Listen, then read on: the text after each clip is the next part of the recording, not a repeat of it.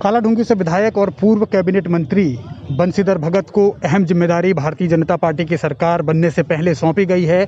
बंशीधर भगत को pro tem speaker बनाया गया है और ये जिम्मेदारी उनके लिए काफ़ी महत्वपूर्ण इसलिए है क्योंकि अभी सरकार का गठन नहीं हुआ है और जब भी विधानसभा बैठेगी तब नवनिर्वाचित जो भी विधायक हैं उन्हें शपथ दिलाएंगे बंशीधर भगत। तो बंशीधर भगत के नाम पर ये एक और उपलब्धि है क्योंकि वो भारतीय जनता पार्टी के अध्यक्ष भी रहे हैं। इससे पहले वो तीरथ गवर्नमेंट में इस बार मंत्री बने थे, फिर धामी कैबिनेट में भी उनको कंटिन्यू रखा गया। हालांकि त्रिवेंद्र रावत की कैबिनेट में वो मंत्री नहीं थे, लेकिन उस वक्त पर उन्हें प्रदेश अध्यक्ष बनाया गया था। तो अब नई सरकार बनने से पहले यानी नया मुख्यमंत्री आने से पहले बंशीधर भगत को ये जिम्मेदारी दी गई है। तो इससे साफ है कि कुछ लोग क्योंकि बंशीधर भगत को मुख्यमंत्री की रेस में भी मान रहे थे, तो फिलहाल इस तरीके के संकेत अब लग रहे हैं कि बंशीधर भगत सीएम पद की रेस से बाहर हो गए हैं। यानी जब भी विधानसभा का इस नवनिर्वाचित विधानसभा जो कि 5वीं विधानसभा है उत्तराखंड की, उसका सत्र होगा तो बंशीधर भगत ही नए विधायकों को शपथ दिलवाएंगे। तो बंशीधर भगत एक अनुभवी नेता हैं, कालाढूंगी से वो विधायक हैं। इससे पहले वो हल्द्वानी से भी विधायक रहे हैं। हल्द्वानी में इंदिरा हृदयेश को भी उन्होंने 2007 के चुनाव में हराया था।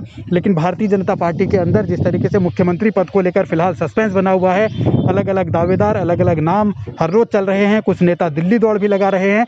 तो दिल्ली दरबार में अभी कोई आदेश आया नहीं है और बंशीधर भगत को ये जिम्मेदारी दिए जाने का मतलब है कि आने वाले वक्त में एक और नई सियासी जो अहमियत है वो बंशीधर भगत की बढ़ेगी। हालांकि प्रोटेम स्पीकर उन्हें ज़रूर बनाया गया है, तो इसका मतलब ये भी संकेत साफ है कि क्या स्पीकर के पद से भी अब उनको फिलहाल नवाजा नहीं जाएगा, उनकी छुट्टी हो जाएगी। तो विधानसभा अध्यक्ष भी अब नया बनेगा।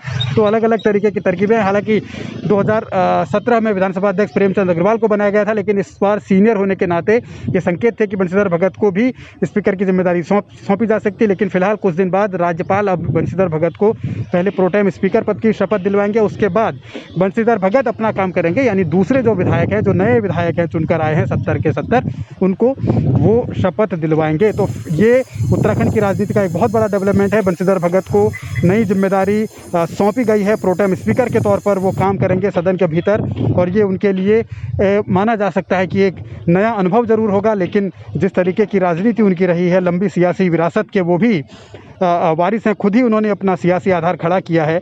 बहुत सरल स्वभाव के नेता माने जाते हैं। मंत्री भी वो कई विभागों के रहे हैं, संसदीय कार्य मंत्री भी वो पिछली सरकार में थे। तो अब उनको नाम एक और नई जिम्मेदारी और इस जिम्मेदारी को वो निभाएंगे भी।